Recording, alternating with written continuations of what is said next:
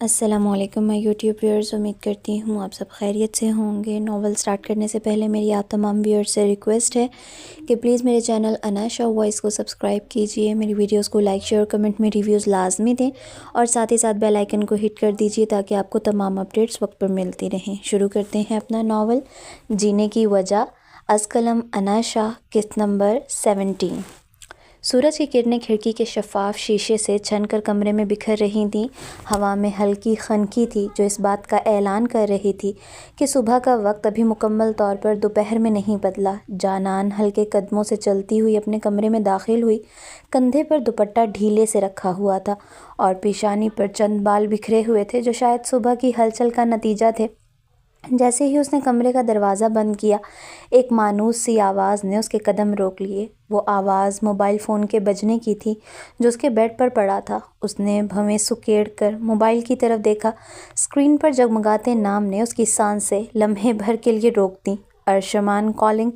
اس کے لب سختی سے بھینچ گئے۔ دل جیسے کسی انجانی بے چینی میں گھر گیا۔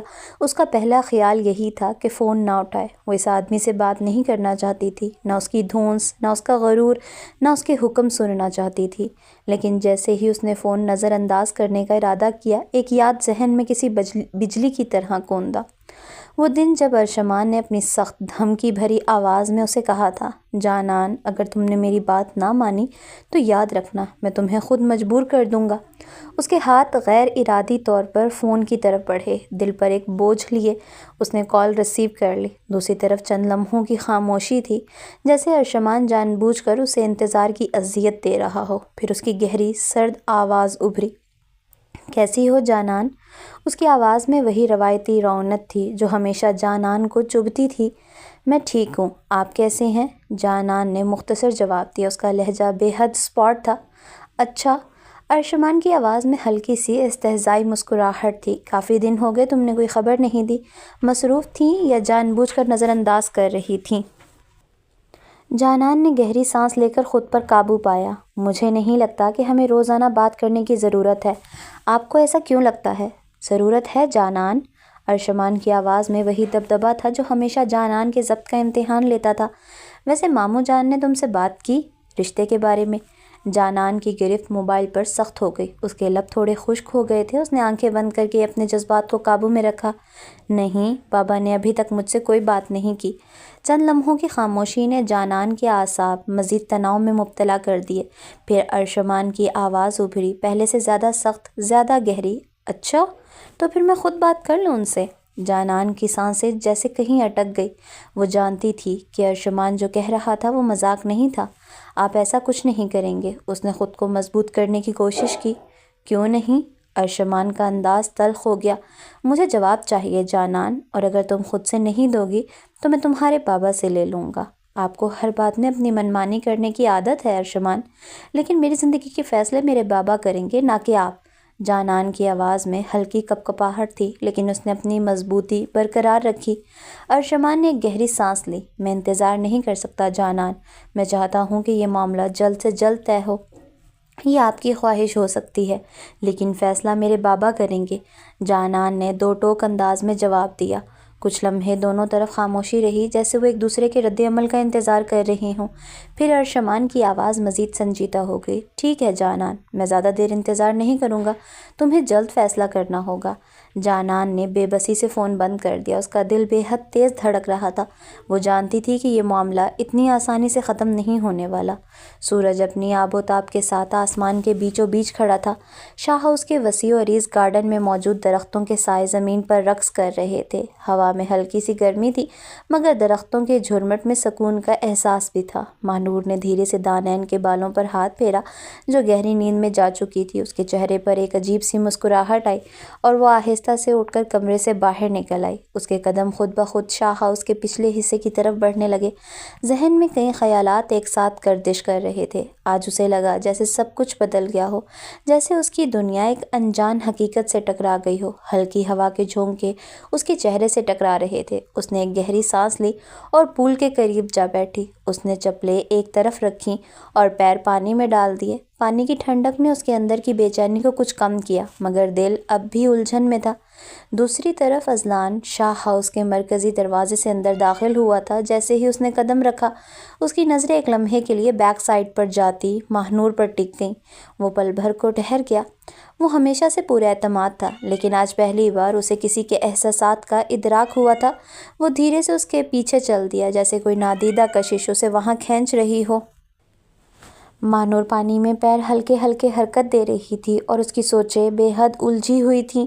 وہ کب سے وہاں تھا، اسے احساس تک نہ ہوا۔ اذلان خاموشی سے اس کے برابر بیٹھ گیا۔ ماحول میں مکمل خاموشی تھی، صرف پانی کے ہلکے چھینٹے اور ہوا کی سرسراہٹ سنائی دے رہی تھی۔ ماہنور ایک دم سے چونکی۔ اس نے حیرت سے اپنے دائیں طرف دیکھا، جہاں اذلان ایک پرسکون انداز میں بیٹھا اسے دیکھ رہا تھا۔ آپ؟ ماہنور کے لبوں سے بے ساختہ نکلا۔ اذلان نے دھیرے سے مسکرا کر سر ہلایا۔ میں؟ اس کے لہجے میں عجب سی نرمی تھی، جیسے وہ جان بوجھ کر ماحول کو سنجیدہ نہیں ہونے دینا چاہتا ہو۔ ماہنور نے ایک لمحے کو نظریں چرائیں، پھر دوبارہ پانی میں اپنی نظریں جما دیں۔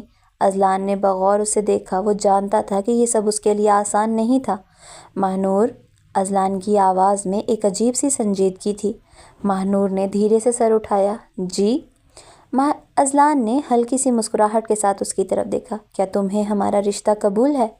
ماہنور نے اس کی آنکھوں میں جھانکا۔ وہاں کوئی زبردستی نہیں تھی، کوئی دباؤ نہیں تھا، بس ایک نرم سا سوال تھا جو شاید وہ کافی دنوں سے سننا چاہ رہی تھی۔ وہ پل بھر کو خاموش رہی، جیسے خود سے لڑ رہی ہو، پھر ایک ہلکی سانس لے کر بولی، مجھے فی الحال خود نہیں معلوم کہ میرے لیے کیا بہتر ہے اور کیا نہیں۔ میں نے اپنی زندگی کو نصیب کے فیصلوں پر چھوڑ دیا ہے۔ جو میری تقدیر میں لکھا ہوگا مجھے مل جائے گا۔ اذلان نے بغور اس کی طرف دیکھا۔ وہ جانتا تھا کہ ماہنور کے لیے یہ سب اتنا آسان نہیں تھا۔ ماہنور نے پانی پر نظریں جمائے رکھیں۔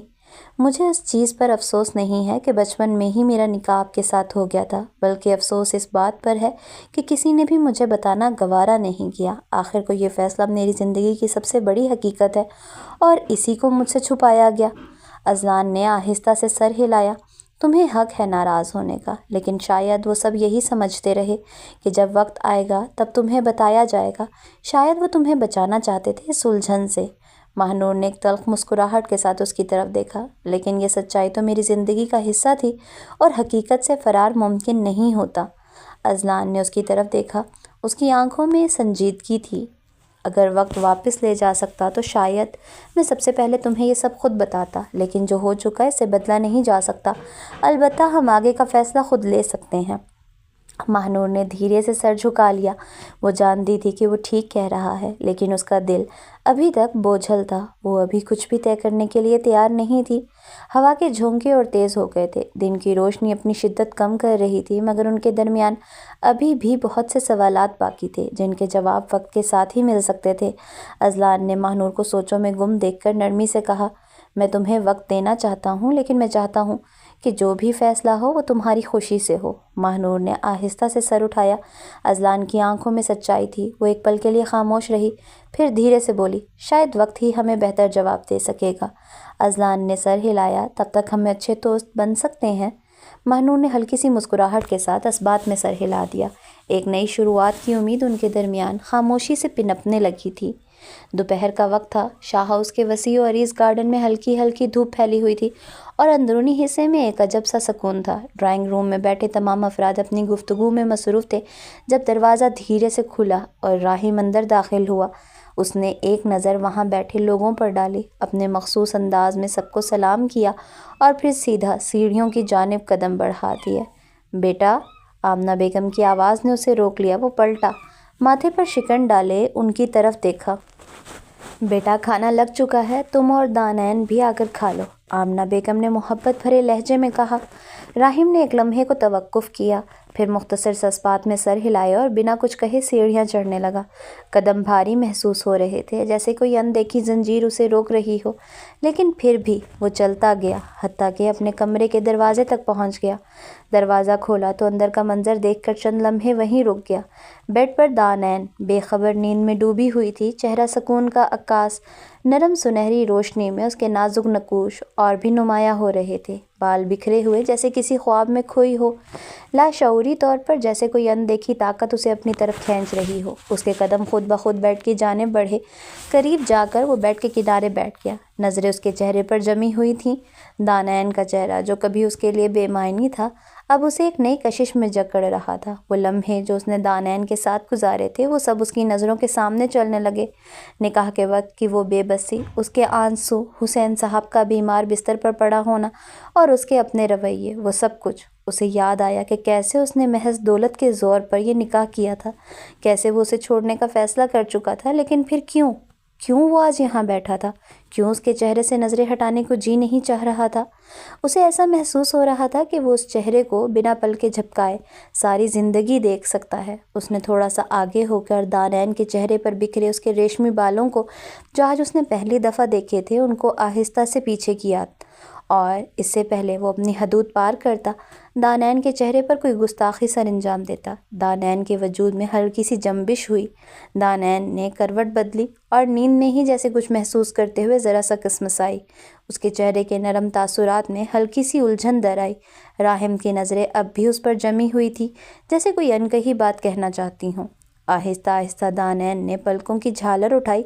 नींद के खुमार में डूबी आंखों ने धुंधले मंजर में राहिम को देखा, लेकिन अगले ही लम्हे जैसे होश में आ गई हो, वो एकदम सीधी होकर बैठ गई। राहिम ने किसी शर्मिंदगी का इजहार नहीं किया, वो बस उसे यूं ही देखता रहा, जैसे ये सब आम हो, जैसे वो हमेशा यूं ही बैठा उसके जागने का इंतज़ार करता हो। उठो, फ्रेश हो जाओ, नीचे सब खाने पर इंतज़ार कर रहे हैं, उसने सीधे लहजे में कहा, जैसे कुछ हुआ ही ना हो। दानैन ने एक पल को उसे देखा, फिर नज़रें चुरा कर अपने दुपट्टे को दुरुस्त करने लगी। आप कब आए? उसने मध्यम आवाज़ में पूछा। नींद की किरचियाँ अभी भी लहजे में बिखरी हुई थीं। अभी अभी, राहिम ने मुख्तसर जवाब दिया और कमरे में एक तायराना नज़र दौड़ाई। वो जानता था कि दानैन को उस पर मुकम्मल एतमाद नहीं था, लेकिन कुछ था जो आहिस्ता आहिस्ता बदल रहा था। शायद वो खुद, शायद दानैन, या शायद वक्त। नरमी में लिपटा था एक सख्त लहजा, खामोश लफ्ज़ों में था दर्द गहरा, कांपे ज़ुबां पर थी वहशत की परछाई, दिल की सदा में था तूफ़ान का पहरा। एक पल को रुकी थी सांसों की सरगम, तकदीर ने की थी सरगोशी गहरी। अस्कलम, अना शाह। चंद लम्हे खामोशी में बीत गए। मैं नीचे जा रही हूँ, दानैन ने कहा और जल्दी से बिस्तर से उठने लगी। राहिम ने उसे जाते हुए देखा, फिर आहिस्ता से एक गहरी सांस ली। उसने अपनी मुट्ठी को सख्ती से बंद किया, जैसे कुछ काबू पाने की कोशिश कर रहा हो। फिर खुद भी उठा और दरवाजे की तरफ बढ़ गया। नीचे दस्तरख्वान सजा हुआ था, सब अपनी अपनी जगहों पर बैठ चुके थे। राहिम और दानैन आकर खामोशी से अपनी नशिस्तों पर बैठ गए। माहौल में एक अजीब सी खामोशी थी, लेकिन अंदर ही अंदर बहुत कुछ तब्दील हो रहा था। शाम की दहलीज पे कोई खोई खोई सी बैठी है, ख्वाब आंखों में लिए खामशी में सिमटी है। दिल के सहरा में कहीं राह गुज़र भी नहीं और कदम रखने को कोई शामो सहर भी नहीं। हवा सरगोशी करे, लम्हे साकित हुए, एक फ़ैसले की घड़ी, ज़ब्त के बंधन छूटे। लब हिले भी तो सही, कुछ कहा भी ना गया, ये मुकद्दर की लकीर मिटाया भी ना गया। बाप की इज़्ज़त का बोझ आँखों में उतरा हुआ और दिल की दुनिया में एक दर्द बिखरा हुआ। काश किस्मत कभी इतनी मेहरबा हो जाती, बेटियों को भी कहीं खुद पे इख्तियार आता।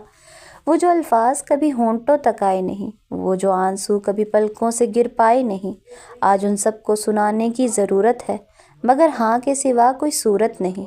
अस्कलम, अनाशा। शाम की नरम रोशनी खिड़की के पर्दों से छनकर कमरे में बिखर रही थी। जानान अपने बेड के किनारे बैठी खोई खोई सी नज़र आ रही थी। जहन में ख़यालात का हजूम था। कुछ सोचना चाहती थी, लेकिन जैसे सोचने की सकत ही ना हो। दरवाज़े पर हल्की सी दस्तक हुई तो वो चौंक गई। चंद लम्हों बाद दरवाज़ा आहिस्ता से खुला और अरसलान साहब अंदर दाखिल हुए। उनके चेहरे पर हमेशा की तरह शफ़क़त थी, आंखों में वही मोहब्बत जो एक बाप को अपनी बेटी के लिए महसूस होती है। वो धीमे कदमों से चलते हुए जानान के करीब आ गए। बेटा, मैं तुमसे एक ज़रूरी बात करने आया हूँ। उनकी आवाज़ हमेशा की तरह नरम थी, जैसे हर लफ्ज़ में अपनायत और मोहब्बत गुंथी हो। जानान ने पलकें झपकाईं और नज़रें झुका लीं।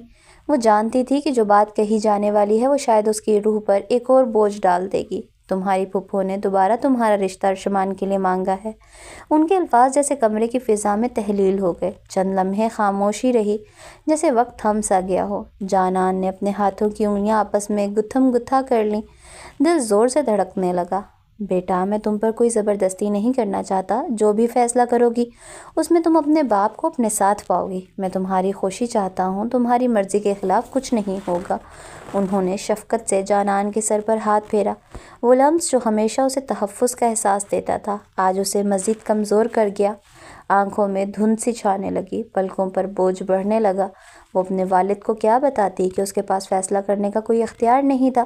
اس کی پھپھو نے جو کہا وہی ہونا تھا۔ ارشمان کے لیے ہاں کہنے کے سوا اس کے پاس کوئی راستہ نہیں تھا۔ لب کام پہ جیسے کوئی لفظ ادا کرنا چاہتی ہو، لیکن زبان نے ساتھ دینے سے انکار کر دیا۔ وہ اپنے والد کی آنکھوں میں دیکھ نہیں پائی، کہیں ان میں اپنی بیٹی کے لیے بے بسی نہ دیکھ لے۔ بابا، جو آپ کو ٹھیک لگے، اس نے مدھم آواز میں کہا، جیسے خود کو سنانے کے لیے الفاظ ادا کر رہی ہو۔ ارسلان صاحب نے اس کی طرف غور سے دیکھا۔ وہ جانتے تھے کہ یہ صرف ایک جملہ نہیں تھا، بلکہ اس کے اندر چھپی ہوئی بہت سی مجبوریاں بھی تھیں۔ انہوں نے ایک گہری سانس لی اور جانان کو قریب کر کے اس کے سر پر بوسہ دیا۔ جانان، اگر تمہیں لگتا ہے کہ یہ فیصلہ تمہارے دل کے خلاف ہے تو مجھے بتاؤ، میں تمہیں مجبور نہیں کروں گا، چاہے کچھ بھی ہو جائے۔ ان کی آواز میں وہی باپ کی محبت تھی۔ جانان نے اپنی آنکھیں بند کر لیں۔ کاش وہ کہہ پاتی کہ اسے واقعی فیصلہ کرنے کی آزادی ہے۔ کاش وہ کہہ پاتی کہ اس کے پاس نہیں کہنے کا اختیار بھی ہے، لیکن وہ جانتی تھی کہ ایسا ممکن نہیں تھا۔ ایک آنسو اس کی آنکھوں سے نکلا اور اس کی رخسار پر جا گرا۔ وہ اپنے باپ کو دکھی نہیں کرنا چاہتی تھی، وہ ان کی محبت کی توہین نہیں کرنا چاہتی تھی، لیکن وہ اپنی قسمت سے بھی انکار نہیں کر سکتی تھی۔ ارسلان صاحب نے اس کے آنسو دیکھے لیکن کچھ نہ کہا۔ وہ صرف بیٹی کی پیشانی چوم کر اٹھ کھڑے ہوئے۔ بیٹا، ہمیشہ یاد رکھنا تمہارے بابا تمہارے ساتھ ہیں۔ جو بھی فیصلہ کرو وہ تمہاری مرضی ہوگی۔ یہ کہہ کر وہ دروازے کی طرف بڑھے اور آہستگی سے باہر نکل گئے۔ جانان نے ان کے جانے کے بعد گہری سانس لی اور اپنے ہاتھوں کو مٹھی میں جکڑ لیا۔ وہ جانتی تھی کہ اسے کیا کرنا ہے، اور یہ بھی جانتی تھی کہ اس کے ہاتھوں میں کچھ نہیں تھا۔ اسے ہر حالت میں ہاں کرنی ہی تھی۔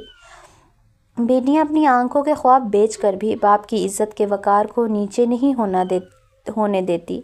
وہ جانتی تھی کہ اگر اس نے اس رشتے سے انکار کر دیا تو ارشمان بنا کسی چیز کا لحاظ کیے سب کو اپنے اور جانان کے مابین رشتے کی نوعیت سے آگاہ کر دے گا، جو کہ اس کے باپ کی عزت پر ایک کاری ضرب ہوگی، کیونکہ یہ معاشرہ بیٹوں کا ہر گناہ معاف کر دیتا ہے، لیکن بیٹیوں کا گناہ نہ ہوتے ہوئے بھی انہیں نہ کردہ گناہوں کی سزا ان کے مرتے دم تک دیتا ہے۔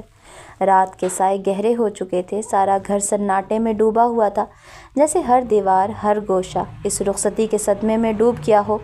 حسین صاحب صحن میں رکھی کرسی پر بیٹھے ہوئے تھے، نگاہیں کہیں دور خلا میں ٹکی ہوئی تھیں۔ وہ اپنی بیٹی کے بچپن سے جوانی تک کے تمام لمحے یاد کر رہے تھے، وہ معصوم ہنسی، وہ شوخیاں، وہ ناز، اور وہ وقت جب اس نے پہلی بار چلنا سیکھا تھا۔ آج وہ دن آ ہی گیا تھا جس سے ہر باپ خوف کھاتا ہے۔ ابھی حسین صاحب اپنی سوچوں میں گم تھے کہ انہیں حمزہ اپنی طرف آتا دکھائی دیا اور آ کر حسین صاحب کے قدموں میں بیٹھ گیا۔ اس کی آنکھیں سرخ تھیں، چہرہ آنسوؤں سے بھیگا ہوا تھا اور سانسیں بے ترتیب تھیں۔ وہ ہمیشہ سے مضبوط بننے کی کوشش کرتا تھا، لیکن آج جیسے تمام ضبط جواب دے گیا تھا۔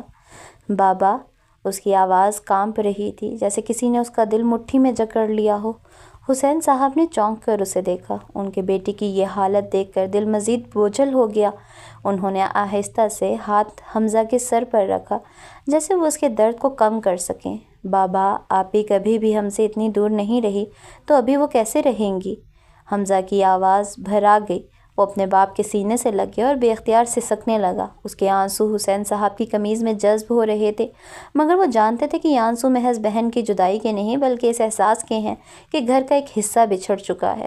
حسین صاحب نے اس کے کاندھے پر ہاتھ رکھا اور اس کا سر تھپتھپایا۔ بیٹا، بیٹیاں سدا باپ کے گھر نہیں رہتی، انہیں ایک نہ ایک دن اپنے سسرال جانا ہی پڑتا ہے۔ یہ ایک حقیقت ہے جسے ہم چاہ کر بھی بدل نہیں سکتے۔ ان کی آواز میں ایک عجیب سی گہری تھکن تھی، مگر ساتھ ہی ایک باپ کا حوصلہ بھی موجود تھا۔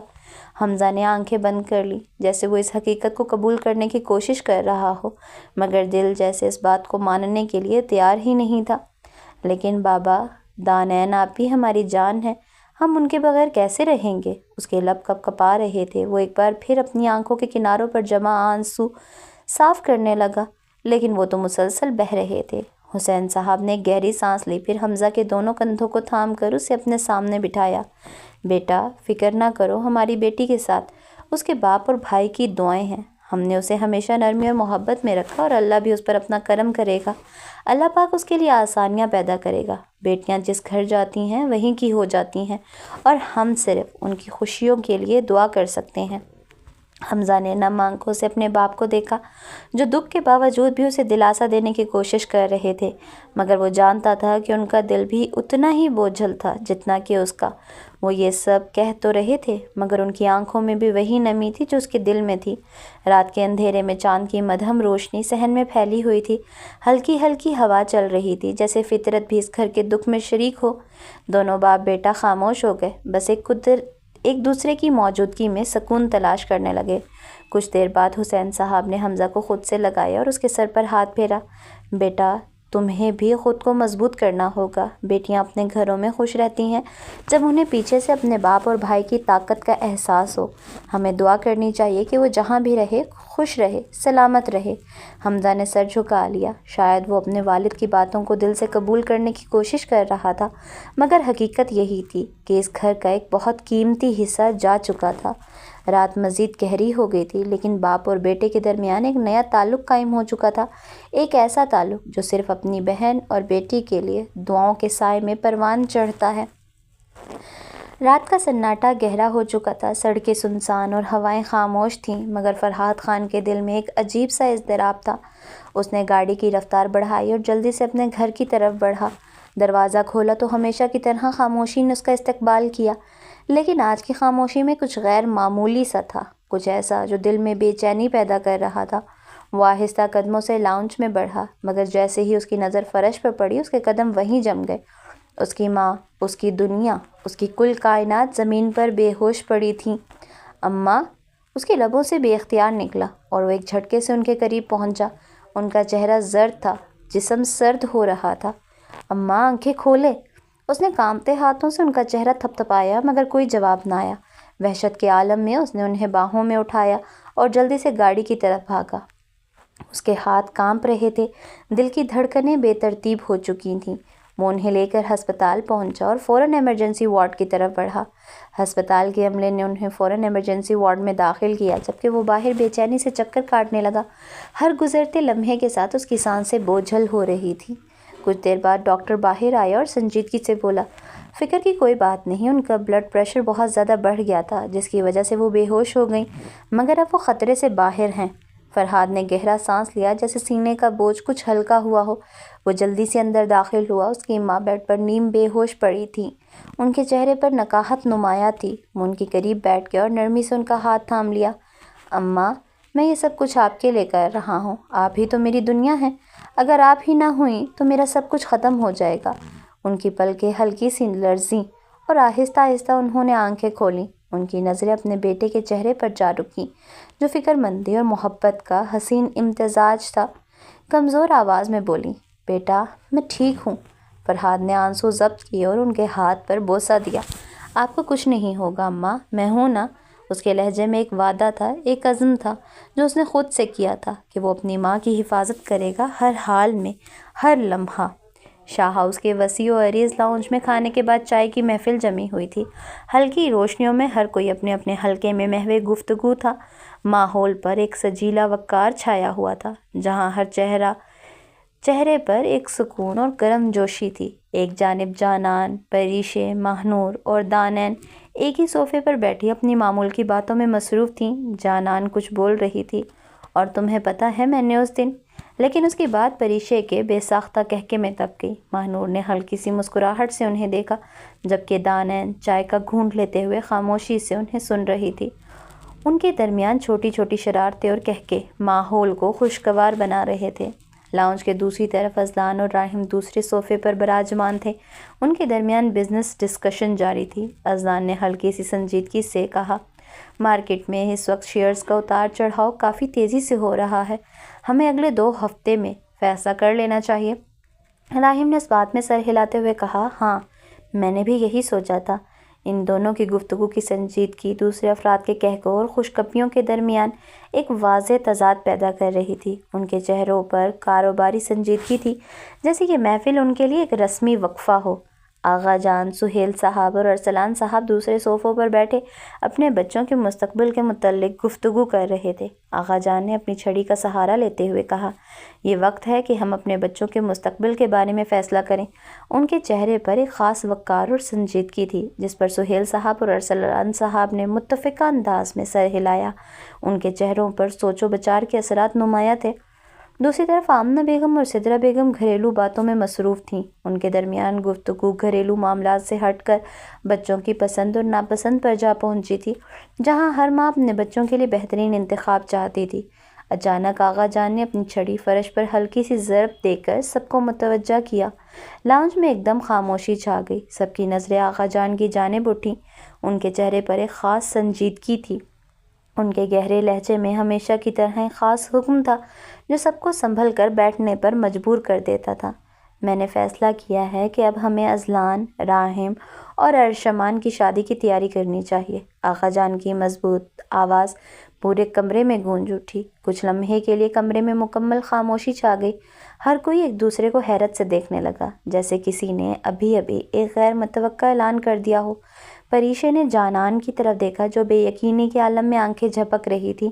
ماں نور نے ہلکے سے سر جھکا کر اپنے ہاتھوں کی انگلیاں چٹکائیں۔ دانین کا چہرہ اسپاٹ تھا۔ اذلان نے ایک نظر راحم کی طرف ڈالی، جو آغا جان کی ہر بات بہت غور سے سن رہا تھا، لیکن جیسے ہی آغا جان کی بات مکمل ہوئی، راحم نے ہلکی سی کنکار کی اور بولنا شروع کیا۔ آغا جان، میں کچھ کہنا چاہتا ہوں۔ اس کی آواز میں ایک خاص ٹھہراؤ اور سنجیدگی تھی۔ پورے کمرے میں ایک بار پھر سناٹا چھا گیا۔ ہر آنکھ راحم کی طرف اٹھ گئی، جیسے سب کو کسی غیر متوقع الفاظ کا انتظار ہو۔ یہاں ہوتی ہے ہماری آج کی ایپیسوڈ کا اختتام۔ امید کرتی ہوں کہ آپ کو آج کی ایپیسوڈ پسند آئی ہوگی۔ مزید اس ناول کو پڑھنے کے لیے پلیز میرے چینل اناشا وائس کو سبسکرائب کیجئے، میری ویڈیوز کو لائک، شیئر، کمنٹ میں ریویوز لازمی دیں اور ساتھ ہی ساتھ بیل آئیکن کو ہٹ کر دیجئے تاکہ آپ کو تمام اپڈیٹس وقت پر ملتی رہیں۔ انشاءاللہ جلد ملیں گے اسی ناول کی نیکسٹ ایپیسوڈ کے ساتھ۔ تب تک کے لیے اللہ حافظ۔ خود بھی خوش رہیں اور اپنے ارد گرد رہنے والے لوگوں کو بھی خوش رکھیں۔